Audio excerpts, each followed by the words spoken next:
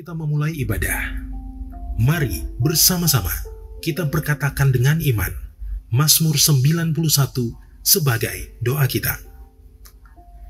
Dalam lindungan Allah, orang yang duduk dalam lindungan yang maha tinggi dan bermalam dalam naungan yang maha kuasa akan berkata kepada Tuhan, tempat perlindunganku dan kubu pertahananku, Allahku yang kupercayai. Sungguh, dialah yang akan melepaskan engkau dari jerat penangkap burung, dari penyakit sampar yang busuk. Dengan kepaknya, ia akan menudungi engkau. Di bawah sayapnya, engkau akan berlindung. Kesetiaannya ialah perisai dan pagar tembok. Engkau tak usah takut terhadap kedahsyatan malam, terhadap panah yang terbang di waktu siang, terhadap penyakit sampar yang berjalan di dalam gelap, terhadap penyakit menular yang mengamuk di waktu petang. Walau 1.000 orang rebah di sisimu dan 10.000 di sebelah kananmu, tetapi itu tidak akan menimpamu. Engkau hanya menontonnya dengan matamu sendiri dan melihat pembalasan terhadap orang-orang fasik. Sebab Tuhan ialah tempat perlindunganmu, yang maha tinggi telah kau buat tempat perteduhanmu.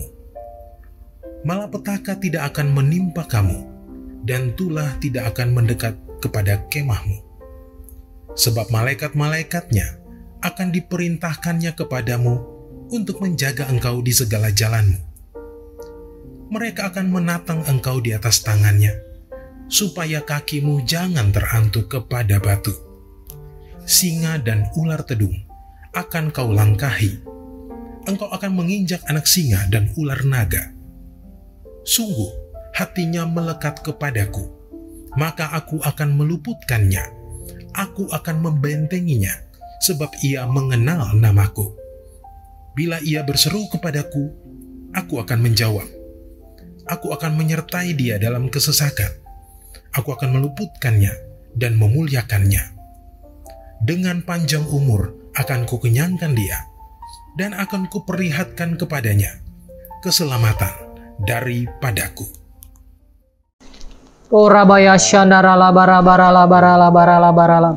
Mari kita berdoa Bapak Ibu Saudara untuk Indonesia. Bapa kami dalam kerajaan surga, kami bersyukur Tuhan untuk bangsa kami Indonesia. Kami percaya Engkau berkenan atas bangsa kami. Kami tahu pasti kaki dian-Mu ada atas Indonesia. Hari ini Tuhan kami berdoa, biar lawatan Tuhan dinyatakan turun atas Indonesia. Pulihkan bangsa kami daripada segala sakit penyakit, daripada kutuk ya Tuhan. Kami hancurkan, kami patahkan di dalam nama Tuhan Yesus Kristus. Kami berkata kepada COVID-19, diam dan tenanglah. Dan kami percaya Tuhan Engkau memberkati bangsa kami hari-hari ini, mentransformasikan, memberkati Indonesia dari pulau demi pulau yang ada. Semua suku bangsa Tuhan berkati berlipat kali ganda. Tuhan, biarlah bangsa kami penuh dengan rencana-Mu, penuh dengan lawatan Tuhan. Ada perkara-perkara yang besar yang Tuhan akan lakukan atas bangsa kami Indonesia. Indonesia di tangan-Mu, Indonesia di hati-Mu Tuhan. Berkati pemerintahan kami, mulai dari jajaran yang paling atas sampai dengan keluarga demi keluarga. Kami percaya Tuhan Engkau tuntun bangsa kami untuk masuk dalam satu dimensi yang luar biasa, melangkah bersama dengan Tuhan, menggenapi semua rencana-Mu. Kami berdoa penuh dengan Roh Kudus, Indonesia penuh dengan Roh Kudus ya Tuhan. Biarlah bangsa kami hari-hari ini menjadi pembawa Pentakosta ketiga ya Tuhan, karena kami percaya Engkau punya rencana yang dahsyat atas bangsa kami.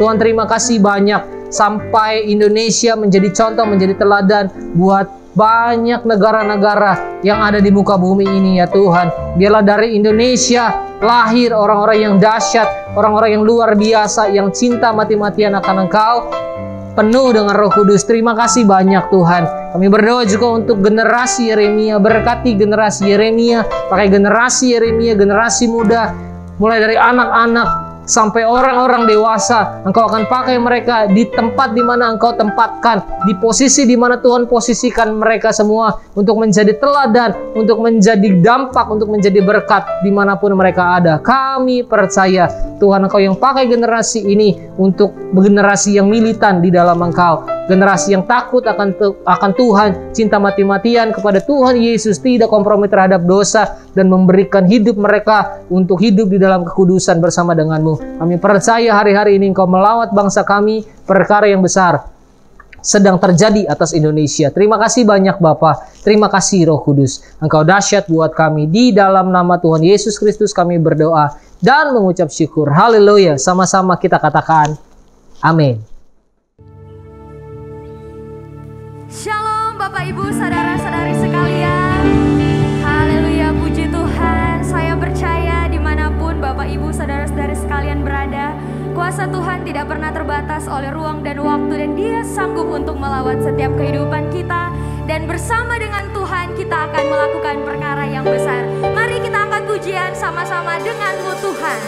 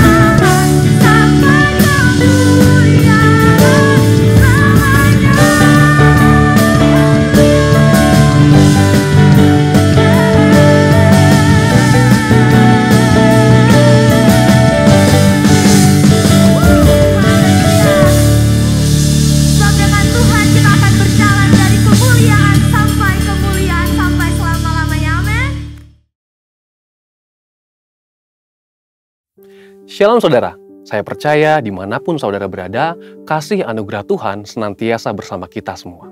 Pernahkah saudara mendengar pernyataan nama baik itu perlu dijaga sampai mati? Ternyata firman Tuhan juga mendukung hal tersebut. Amsal 22 ayat 1 menuliskan, nama baik lebih berharga daripada kekayaan besar, dikasihi orang lebih baik daripada perak dan emas. Dalam edisi Voice of Pentecost kali ini, kita akan membahas mengenai The True Personal Branding. Apa yang ada di pikiran kita ketika mendengar nama Daniel? Gua singa, seorang yang tidak kompromi terhadap dosa. Bagaimana dengan Daud? Orang mengingat Daud sebagai Raja Israel, seorang yang dekat dengan Tuhan, atau dosanya terhadap Batsheba.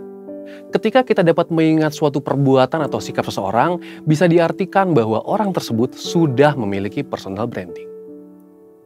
Personal branding adalah proses pembentukan persepsi masyarakat terhadap citra yang ditampilkan seseorang secara konsisten dan terus-menerus, meliputi kepribadian, kemampuan, dan nilai dirinya. Misalnya ada seorang pendeta yang dikenal oleh masyarakat sebagai pendeta yang banyak melayani keluarga. Maka orang yang sedang bermasalah dalam keluarganya tidak ragu untuk datang minta dilayani oleh pendeta tersebut. Ada orang yang dikenal dermawan karena suka memberikan bantuan. Bahkan ada juga orang yang terkenal pelit karena memang pelit. Statement-statement itu menunjukkan personal branding yang dimiliki orang-orang tersebut di tengah masyarakat. Seorang marketing consultant, John Jantsch, mengatakan bahwa personal branding adalah seni untuk dikenal, disukai, dan dapat dipercaya. Apakah orang percaya perlu memiliki personal branding? Tentu saja. Ketika seseorang dikenal sebagai orang yang baik dan dapat dipercaya, maka orang lain akan mudah memberikan kepercayaan dalam berbagai hal. Contohnya dalam bisnis. Personal branding yang baik akan membantu kita dalam menjalani kehidupan yang pada hakikatnya selalu terkoneksi dengan orang lain. Jadi, bagaimana kita membangun personal branding? Alkitab menuliskan tentang Daniel, seorang pemuda Yehuda yang dibuang ke negeri Babel. Dengan personal branding yang dibangunnya, Daniel diangkat menjadi wakil raja di suatu negeri asing. Bahkan, Daniel memiliki jabatan itu dalam pemerintahan 3 orang raja yang berbeda. Daniel bisa memiliki personal branding yang sangat kuat karena beberapa alasan berikut. 1. Daniel menjaga kekudusan. Di Babel, Daniel dan teman-temannya diberi makanan dan minuman dari santapan raja. Namun, Daniel menolaknya karena itu dapat membuat mereka cemar. Daniel berketetapan untuk menjaga kekudusannya sebagai umat Tuhan. Ini adalah hal yang menyenangkan hati Tuhan. Yang kedua, Daniel intim dengan Tuhan. Dituliskan bahwa Daniel berlutut, berdoa, dan memuji Allah 3 kali sehari menghadap ke arah Yerusalem. Ini adalah gambaran kehidupan yang intim dengan Tuhan. Seorang dengan posisi dan tanggung jawab untuk menjalankan pemerintahan seperti Daniel pasti sangat sibuk. Tetapi Daniel konsisten dalam segala situasi untuk memberikan waktunya, berdoa, memuji, dan menyembah Tuhan. Yang ketiga, Daniel dipenuhi roh Tuhan. Daniel dapat melakukan hal-hal besar karena dipenuhi roh Tuhan. Ada perkara-perkara yang tidak dapat dilakukan oleh manusia, tetapi Daniel oleh pertolongan Tuhan dapat melakukannya. Contohnya adalah menafsirkan mimpi orang lain. Dalam prakteknya, saat ini salah satu cara termudah dan paling efektif untuk membangun personal branding adalah melalui media sosial. Sebut saja Instagram, Facebook, YouTube, Twitter, TikTok, dan platform media sosial lainnya. Dengan teknologi, kita dapat menunjukkan pada seluruh dunia minat dan talenta apa yang kita miliki, apa saja kemampuan kita, usaha atau bisnis yang kita geluti, dan apa panggilan kita dalam Tuhan. Tentu kita juga dapat menyaksikan berkat-berkat apa saja yang Tuhan sudah berikan. Namun, dalam hal ini, kita perlu memperhatikan motivasi kita. Tidak jarang kegiatan membangun personal branding di media sosial dikaitkan dengan kegiatan menyombongkan diri sendiri. Contoh, saat kita ingin membangun personal branding sebagai seorang yang tertarik akan dunia fashion. Awalnya, kita dapat mulai membuat konten-konten dengan berbagai fashion yang kita miliki. Nah, karena melakukan hal itu, mungkin ada orang-orang yang menganggap bahwa kita sedang pamer atau menyombongkan diri. Dalam hal rohani, kita dapat memposting ayat-ayat firman Tuhan yang kita baca hari ini, foto saat kita beribadah di gereja, atau video saat kita bersama-sama melayani sesama. Yang perlu diingat, yuk kita perhatikan motivasi kita adalah untuk memuliakan Tuhan. Jadi, semakin orang-orang mengenal personal branding kita, semakin banyak orang-orang yang dapat kita layani sesuai dengan talenta dan panggilan kita. Pada akhirnya, saat kita memiliki personal branding yang baik, apapun yang kita sampaikan dalam konteks memberitakan Injil dan memuridkan akan lebih mudah untuk diterima. Untuk penjelasan lebih lengkap dari tim teologi kami, silakan buka link yang ada di atas atau scan QR Code yang tersedia. Tuhan Yesus memberkati.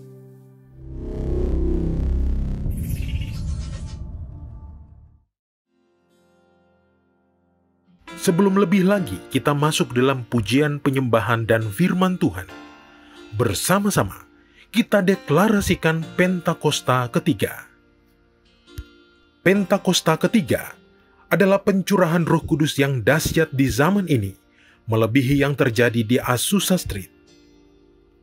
Pentakosta ketiga akan mengakibatkan penuaian jiwa yang terbesar dan yang terakhir sebelum Tuhan Yesus datang kembali. Pentakosta ketiga akan membangkitkan generasi Yeremia, yaitu anak-anak muda yang dipenuhi Roh Kudus, cinta mati-matian kepada Tuhan Yesus, tidak kompromi terhadap dosa, dan akan bergerak untuk memenangkan jiwa. Pentakosta ketiga lahir di Indonesia dan bergerak ke bangsa-bangsa. Gerakan ini dari timur ke barat dan akan kembali ke Yerusalem. Pentakosta ketiga akan memberikan kuasa untuk menyelesaikan amanat agung, dan setelah itu Tuhan Yesus datang kembali. Terima kasih Tuhan.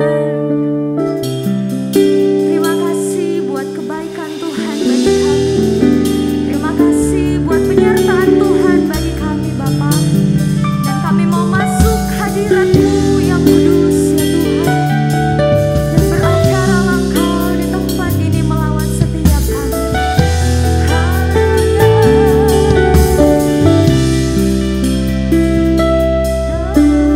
Yesus Tuhan.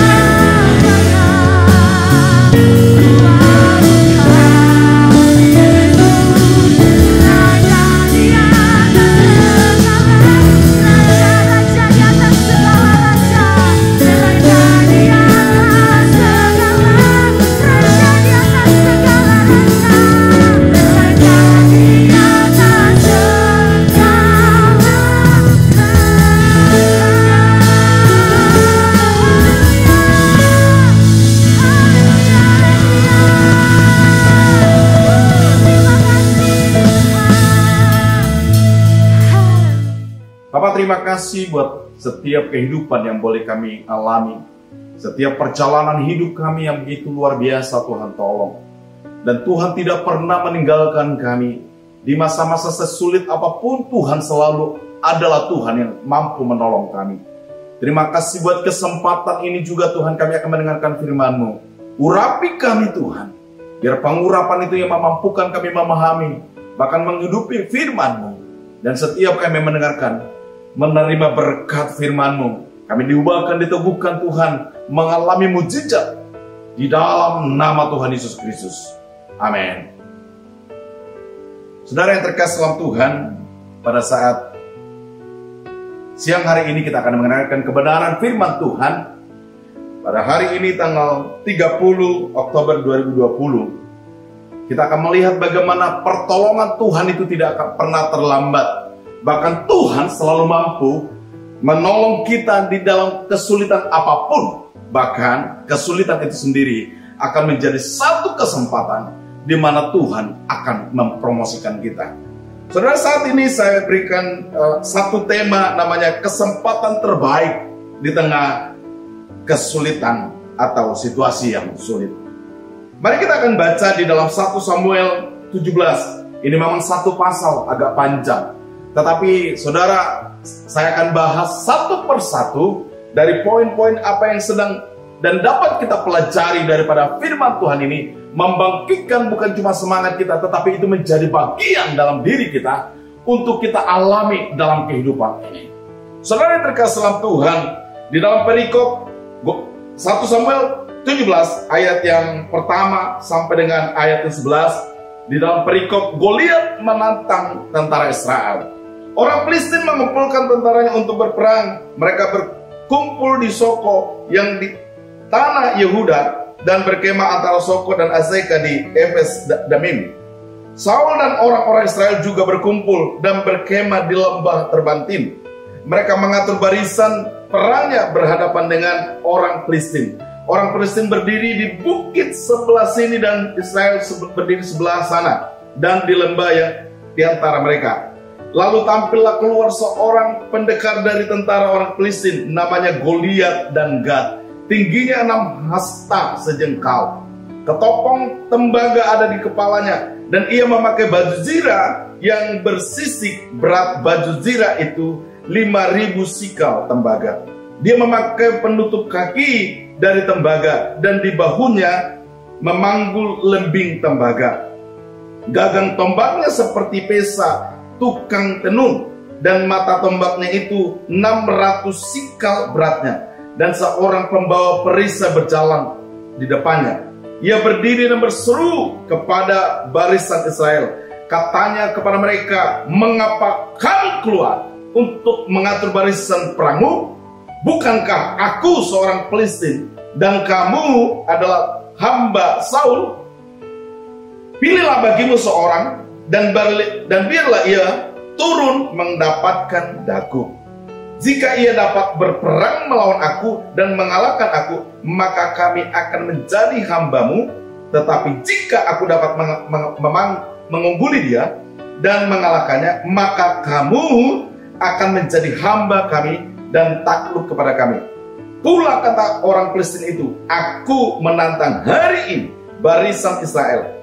Berikanlah kepadaku seorang supaya kami berperang seorang lawan seorang. Ketika Saul dan segenap orang Israel mendengar perkataan orang Filistin itu, maka cemaslah hati mereka dan sangat ketakutan. Saudara yang terkasih dalam Tuhan, berbicara tentang kesempatan terbaik di tengah situasi yang sulit. Saya mau sampaikan bagi setiap kita satu kebenaran, bahwa setiap orang tidak pernah salah pada masanya dan tidak pernah salah pada zamannya. Tuhan selalu mempunyai rencana dan cara untuk mempromosikan seseorang dengan caranya. Manusia itu perlu membekali diri untuk merespon dengan benar situasi hidup yang dihadapinya, saudaraku. Seperti Daud, bagaimana mempersiapkan diri dengan membekali diri di padang pengembalaan. Sebelum dia urapi menjadi seorang raja, Daud ada di tengah pengembalaan. Tetapi di kemudian sama-sama kita tahu dia diurapi, menghadapi banyak tantangan, dan dia menjadi seorang raja yang begitu dikagumi sampai dengan hari ini di tengah-tengah orang Israel. Mari kita akan belajar beberapa hal yang dapat dicontoh dan dihidupi dari apa yang Daud alami, lakukan, sehingga dapat mengambil satu pelajaran dan kita mengambil satu kesempatan yang terbaik sekalipun situasi kita sulit, saudara. Yang pertama tadi kita sudah baca di dalam ayat yang pertama sampai dengan 17. Kita akan melihat dulu sebelumnya itu. Yang pertama, bagaimana masa sebelum diurapi menjadi raja. Daud ini sebelum menjadi seorang raja, dia ada di padang pengembalaan. Dia tidak punya namanya hubungan yang begitu luas dengan orang lain. Mungkin kehidupannya tertutup. Tapi satu hal yang mau saya sampaikan bagi setiap kita, saudaraku. Bukankah kesendirian Daud di dalam padang pengembalaan dipergunakannya bukan untuk menyesali dirinya atau menyesali situasinya, tapi di dalam kesendirian Daud justru membangun satu hubungan dengan Tuhan secara pribadi. Ini penting kita alami, saudaraku. Daud mengalami perjumpaan dengan Tuhan di padang pengembalaan. Dia tidak menyalahkan situasi itu. Dia tidak menyalahkan orang lain. Dia tidak menyalahkan keadaannya. Tetapi dia justru membuat satu kesempatan. Dalam kesendirian, dia membangun hubungan dengan Tuhan. Saudara, kita mengenal Daud. Mungkin di dalam Mazmur 23. Tuhan adalah gembalaku. Dari apa yang dialaminya dalam perjumpaan dengan Tuhan. Bahkan banyak Mazmur yang kita dapatkan di dalam firman Tuhan, bagaimana Daud ini menjadi seorang pemazmur yang disenangi oleh Tuhan. Saudari, berkat dalam Tuhan, di dalam padang pengembalaan, bagaimana Daud ini juga belajar mengambil satu tanggung jawab. Kelihatannya dia mengembalakan 2-3 ekor kambing domba, tetapi tanggung jawab itu juga yang di kemudian mengajarkannya mengambil tanggung jawab yang benar. Saudara mengambil tanggung jawab menjadi seorang pengembala 2-3 ekor. Bukan sekedar digembalakan demikian. Dia tidak membiarkannya. Tetapi justru yang terjadi adalah Daud itu bertanggung jawab penuh menjagai daripada kambing dombanya. Ketika singa datang, dia melawan singa.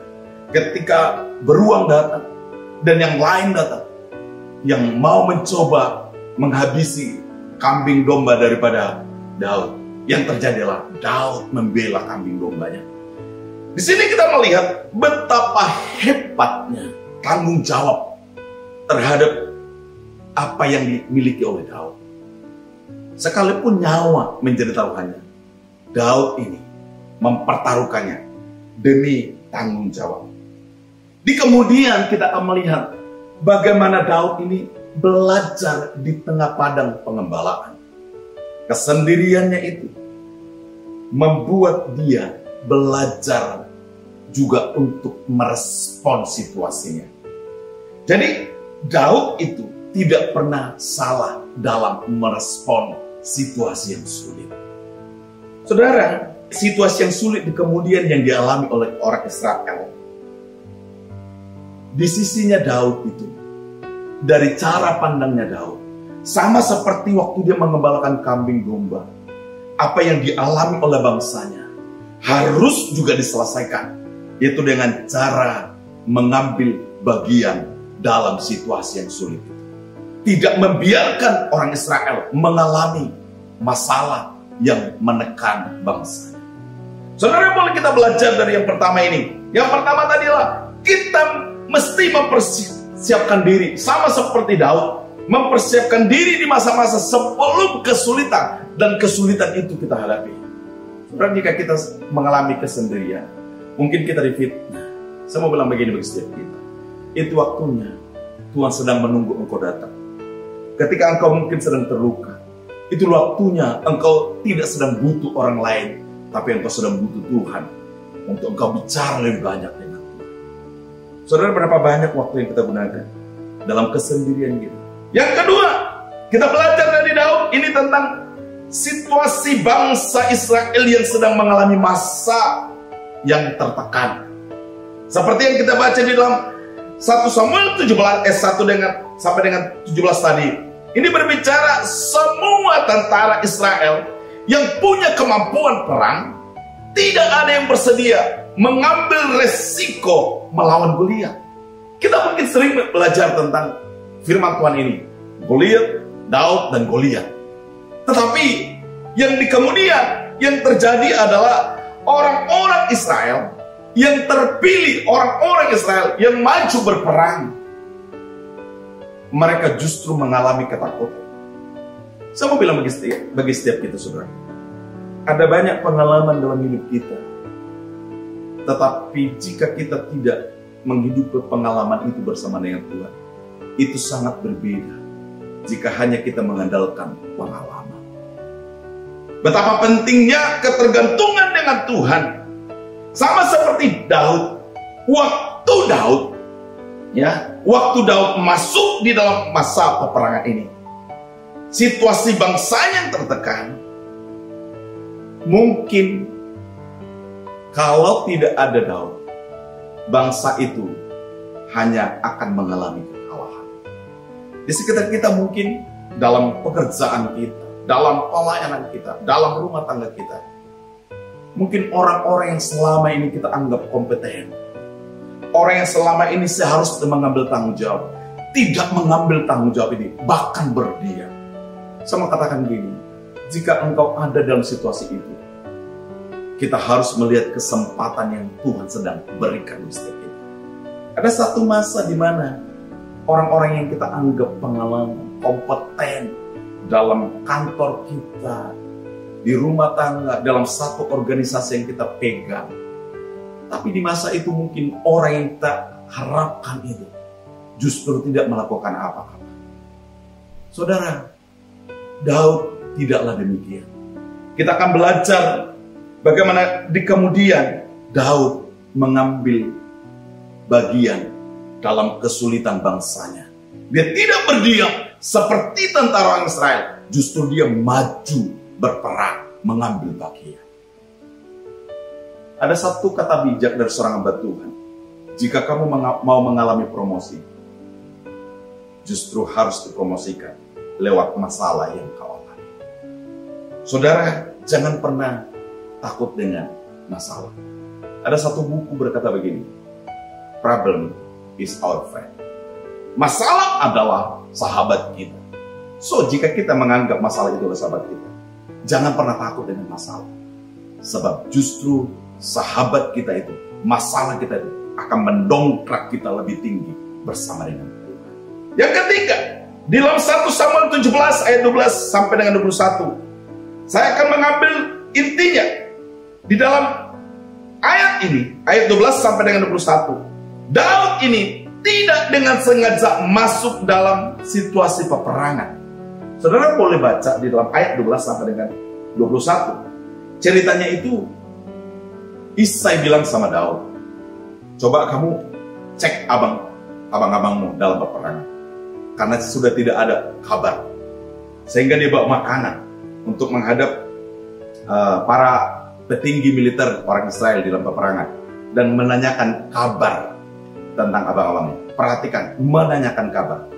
Bapaknya Isai menyuruh Daud ke tengah peperangan, bukan dalam rangka terlibat dalam peperangan, tetapi justru Daud dikirim hanya untuk menanyakan kabar abang-abangnya dan tentara Israel. Apa yang kita bisa pelajari di tempat ini? Keberadaan Daud di medan perang bukan sebagai tentara dan tidak memiliki kewajiban. Beda dengan nomor 2 tadi. Mereka punya kewajiban. Tetapi di dalam poin yang ketiga ini, Daud ada dalam situasi yang sebenarnya itu bukan tanggung jawabnya. Tetapi perhatikan gini, keberadaan Daud di medan perang bukan sebagai tentara dan tidak memiliki kewajiban untuk menghadapi Goliat. Daud bilang, bisa saja ngomong gini, siapa itu? Goliat. Wah, gede banget orangnya. Mungkin Daud bilang gini, oke, aku cuma ngantar makan dan saya pulang. Dan Daud tidak akan pernah disalahkan atas situasi itu, karena dia bukanlah tentara. Tapi perhatikan saudara, kalau Daud mengambil sikap demikian, maka yang terjadilah Daud tidak akan pernah mengalami promosi yang dari Tuhan. Justru Daud mengambil tanggung jawab. Saudara kekasih dalam Tuhan, kalau engkau mau mengalami satu situasi atau promosi atau kesempatan yang lebih hebat di masa-masa yang akan datang, jangan pernah takut dengan kesulitan. Ambil bagian, sekalipun kelihatannya itu bukanlah bagianmu, tapi mengambil kepedulian atas orang-orang yang bermasalah, itu menjadi alat Tuhan untuk mempromosikanmu.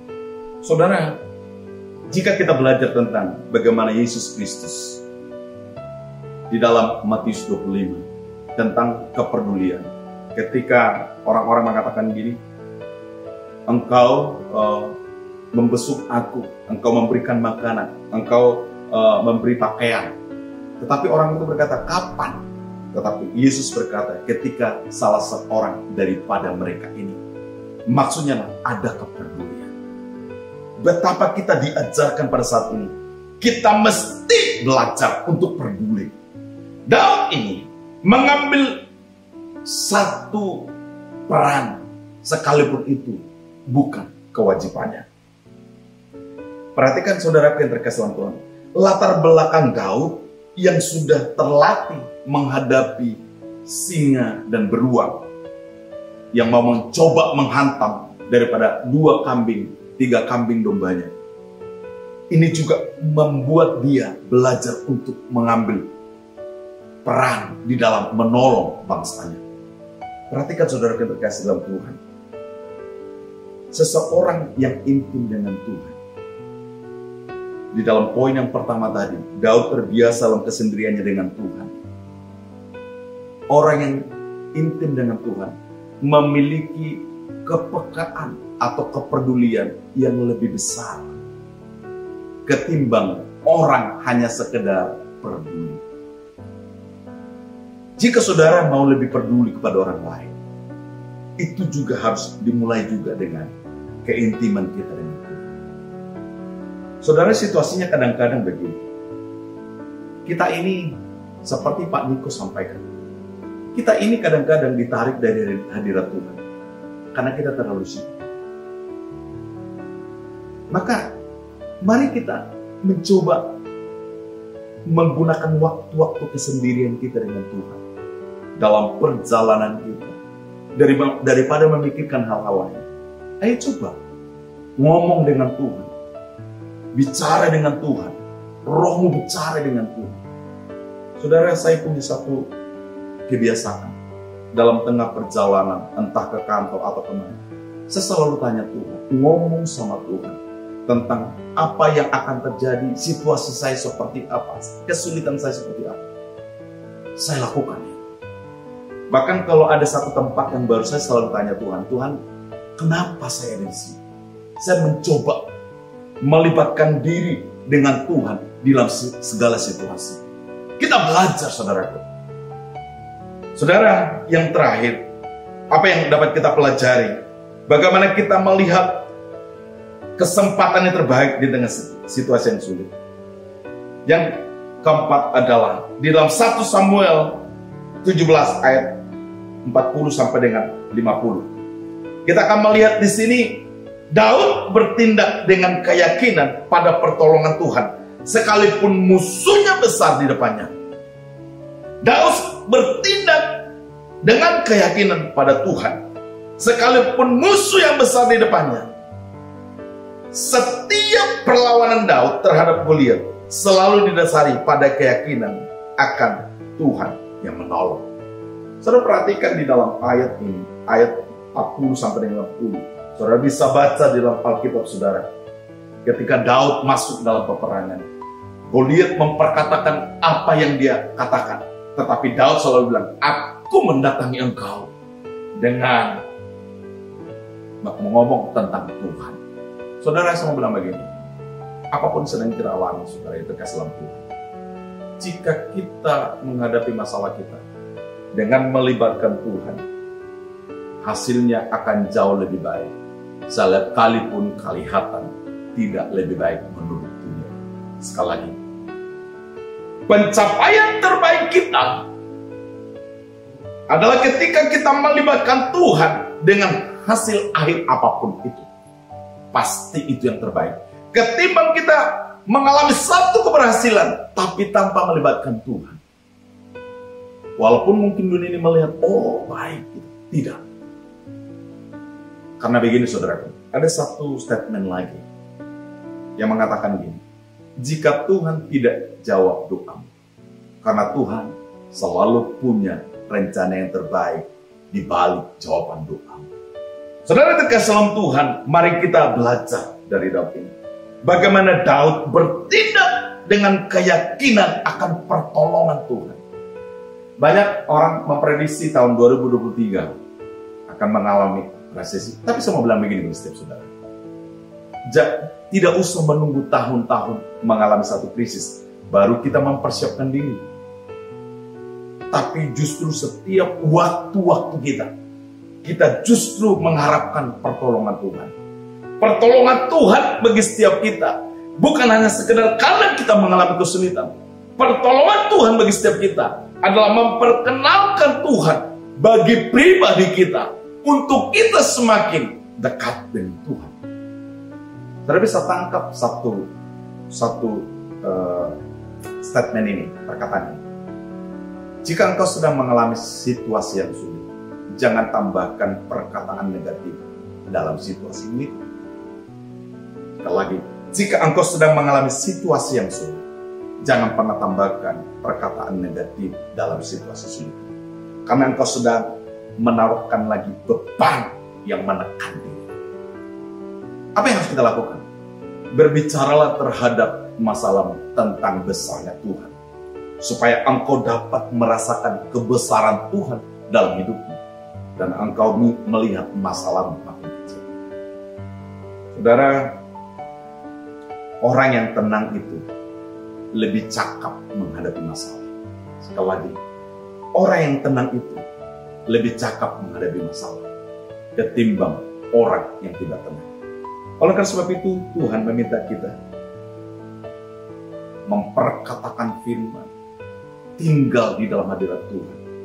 Bahkan firman Tuhan berkata begini, dengan tinggal tenang terletak kekuatan.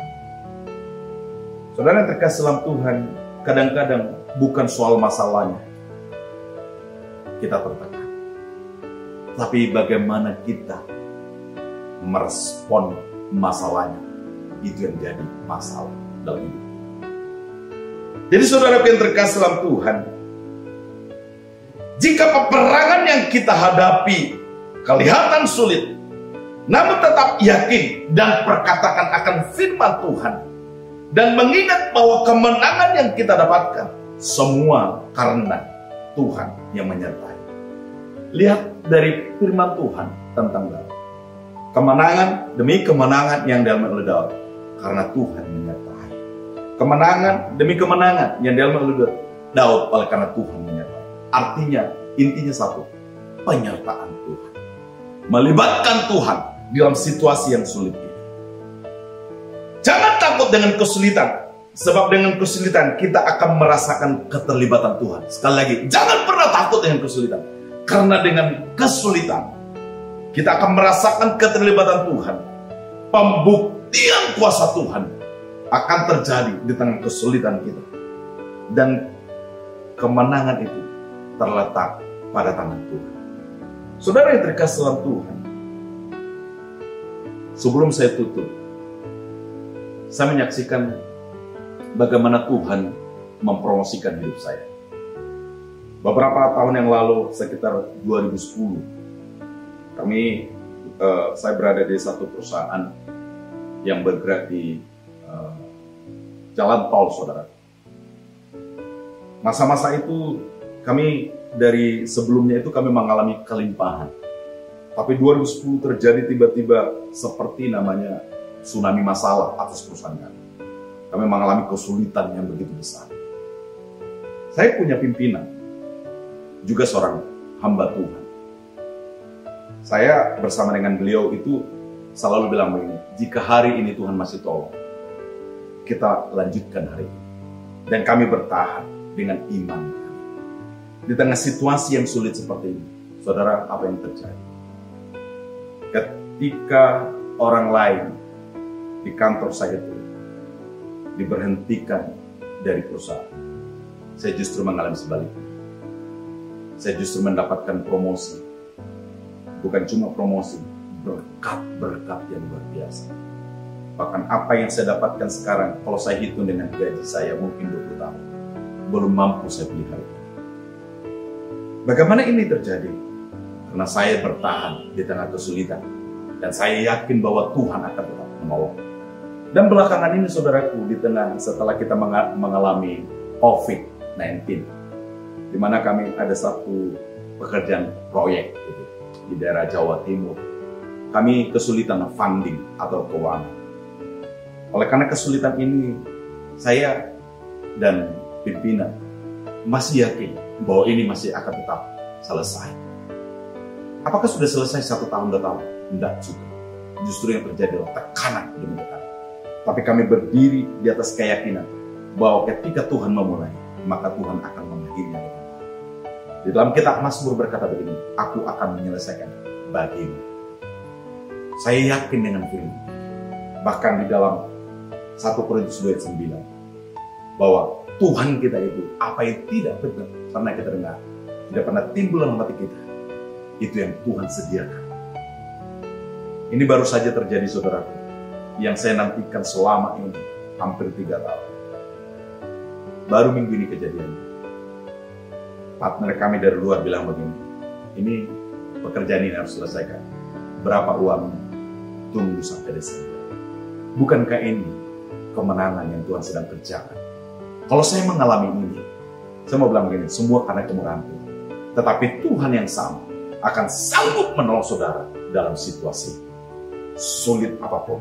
Dan ini waktunya, kalau engkau mau mengalami satu promosi dari Tuhan, jangan pernah takut dengan situasi sulit. Sebab situasi sulit adalah sahabatmu. Mari kita belajar dari ini. Yang pertama tadi, pergunakan waktumu dalam kesendirian dengan Tuhan. Yang kedua, sekalipun ada situasi yang menekan, jangan pernah menghindari itu. Karena justru ini waktunya, kamu akan melihat kesempatan yang besar. Dan yang ketiga adalah bagaimana kita mungkin tanpa sengaja dalam satu situasi. Tapi ingat, tetaplah libatkan dirimu dalam menyelesaikan masalah yang ada di lingkungan. Dan yang terakhir adalah, mari bertindak sesuai dengan keyakinan kita terhadap firman Allah yang kita pegang. Sebab itu, jangan pernah tinggalkan baca firman Tuhan. Tetap teguh dalam membaca firman Tuhan. Saudara yang kekasih dalam Tuhan, promosi daripada Tuhan tidak akan pernah salah. Selalu Dia mau mengangkat kita lebih tinggi dari yang kita harapkan. Tapi bagaimana penantian kita pada Tuhan? Bagaimana kita merespon situasi ini? Itu yang paling penting, Kristen. Tuhan Yesus memberkati. Mari kita berdoa. Terima kasih buat kebenaran firman-Mu ya Tuhan untuk hidup kami. Kami percaya setiap kebenaran firman Tuhan yang boleh kami dengarkan. Bagaimana Engkau mengajar kami lewat Daud. Bagaimana dia dalam hidupnya Tuhan. Bagaimana dia merespon. Bagaimana dia peduli dalam situasi hidupnya. Sehingga mempromosikan Daud menjadi seorang raja yang sungguh Tuhan senangi di Israel. Kami juga Tuhan rindu untuk mengalami promosi yang lebih. Pengangkatan Tuhan yang lebih dalam hidup kami. Lewat situasi yang sulit yang kami hadapi. Ajari kami ketika kami menghadapi satu situasi yang sulit. Kami tidak kendor. Justru kami maju dengan Tuhan. Mengharapkan, menantikan Tuhan menolong kami. Terima kasih Tuhan Yesus. Berkati kami semuanya. Berkati semua kami yang mendengarkan firman ini. Biarlah kemuliaan Tuhan atas hidup kami. Dalam nama Tuhan Yesus. Amin.